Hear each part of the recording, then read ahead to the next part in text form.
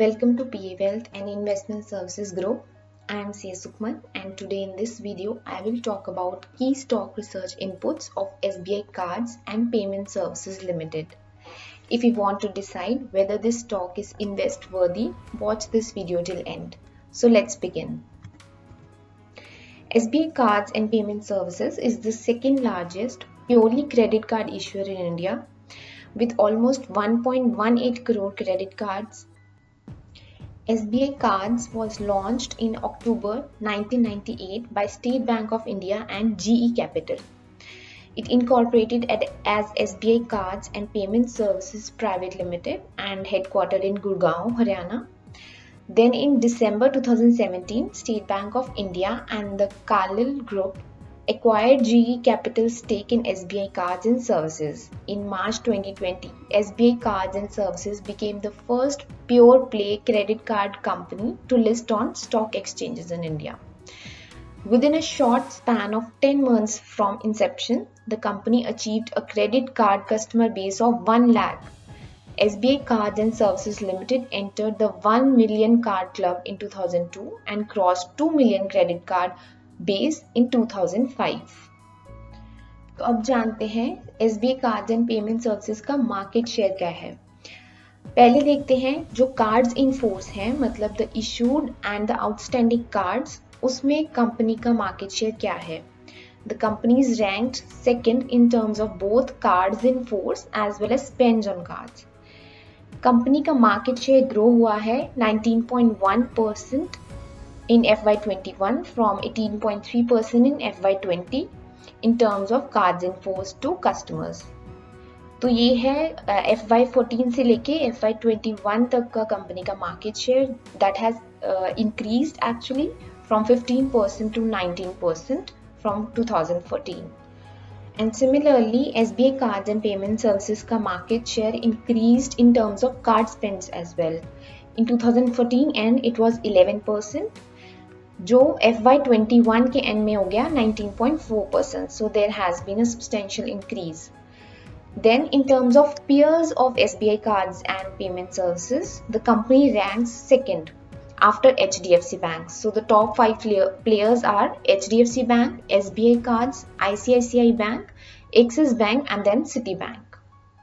तो अब देखते हैं कंपनी की loan book. That is the gross loans and advances to the customers. In 2017, the company had 10,305 outstanding loans and advances to customers. Now, in FY21, the company's gross loans and advances to the customers amounted to rupees 25,114.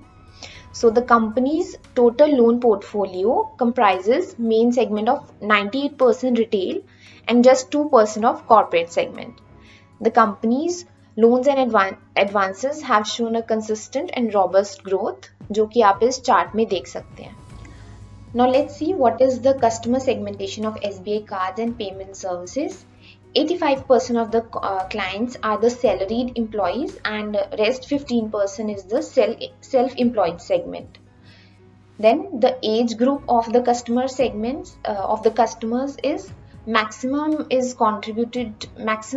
ratio is of the persons within the age group of 31 to 45 years. Then below 30 and above 30 the ratio is almost same. Then the loan origination, the company sources, that is the company business कहाँ से acquire करती है. The company hasn't multiple channels and touch points to source business, but the company has adopted a modern and scalable digital infrastructure that is designed to aid customer convenience and enhances its digital capabilities. Moreover, the company has invested in its core technology systems to tap more customers. To influence its business, company has a partnership with various types of brands such as Amazon India, Max Fashion, Landmark Group, Tata Group, IRCTC, Paytm, Jio, BPCL and many others. Co-branding with such brands can be a good advantage to acquire more market share in terms of customers as well as spends. Now, the very important aspect for the company like SBI Cards is its borrowing mix, because it is definitely going to affect its cost of funds. SBI Cards has a well diversified resource profile. The company also benefits from a strong brand image from its parent company, that is SBI, and it enjoys good financial flexibility with access to diversified funding sources at competitive rate of interest. There has been a continuous shift in sourcing of borrowings from bank facilities to market borrowings on account of competitive borrowing costs in the debt market. So currently at the end of quarter 2 of FY22, 60% of the borrowing is through bank lines, 6% is through commercial papers, and 34% is through the debentures issued by the company. Now let's quickly look into the interest parameters of SBI Cards. Firstly, the gross interest income of the company. The interest income includes interest on loans and advances, income from investments, interest on deposits with the banks, and other interest income. Over the years, the company has shown a constant and robust growth in terms of interest income. Company's interest income grew at a CAGR of 31% in last 10 years, as you can see in this chart. Then the net interest income of the company. The company's net interest income grew by nearly 10% in the year FY21, and as in terms of CAGR, compounded annual growth rate of the net interest income of the company is 34% over last 10 years. The most important aspect, net interest margin, because it only gives the financial, it is the only parameter that can give you a true look over the financial performance of the company. In 2018, the company's net interest margin jumped from 15.3% from last year to 16.5%. Then after 2018, from 2019 to 2021, it has been quite stable and has been constant at around 15.5 to 15.9%. Now, what is the total composition of the company's total income? Interest income is 53% of the total income, and the processing fee and other income is 46.88%. Other key ratios that you must know about the company is its gross NPAs and net NPAs. So the company's NPAs has substantially been increased in FY21.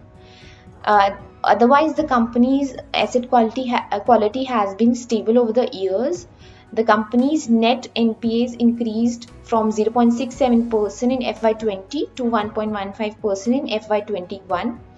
And its gross NPAs to gross advances increased from 2% in FY20 to 4.99% in FY21. Then the capital adequacy of the company has been quite stable and even has recorded an appreciation of 2.4% from last year. Now it is 24.8%, which is a very good capital adequacy ratio. Overall yield on advances of the company has always been stable at around 21.7% level. Only in FY21 the overall yield on advances reduced to 20.1%.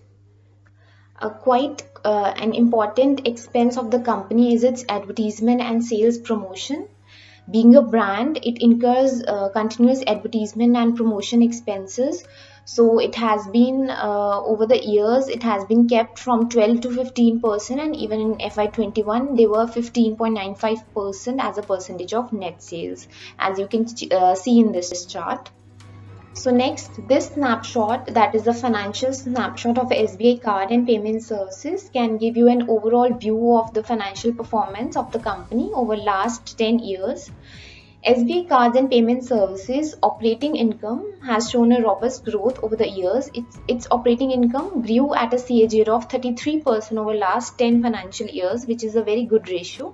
The company has a good impressive profit growth over last 10 years, which grew at a CAGR of 44%, which is again a very good ratio.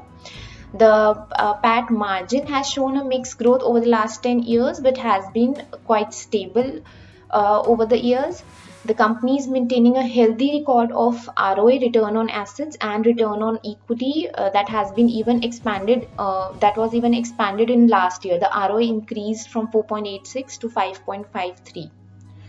तो crux क्या है SBI cards and payments का? So the company has a very strong support of its majority payment, that is SBI.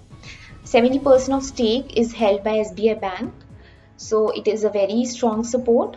दूसरा है इसकी improving market position, जैसे हमने देखा 13% से लेके 19% तक ग्रोथ है इसकी मार्केट शेयर में till FY21. Thirdly, the above average of profitability. Leaving the FY21 year, the company's profitability has been quite stable. Its profitability as well as margin ratios has been quite stable over last 10 years. But risk क्या है इस business के साथ? Company as alone SBI Cards diversified नहीं है. इसका credit risk बहुत ज़्यादा है company को, because the only segment is the credit card segment.